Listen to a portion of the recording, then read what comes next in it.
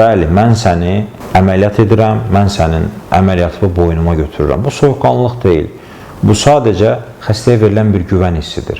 Doktorlar da ne bilir ciğerin acısını, ciğerin acısını.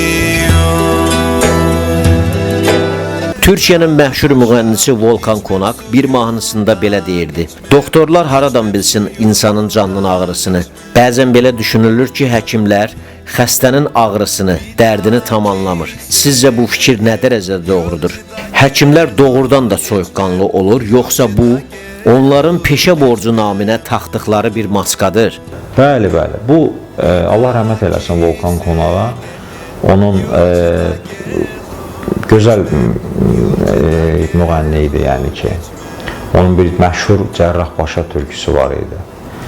Dediyim kimi, həkimlər, bütün həkimlər xəstəsinin xəstəliyini, ağrısını, acısını, nə olduğunu gözəl anlayırlar.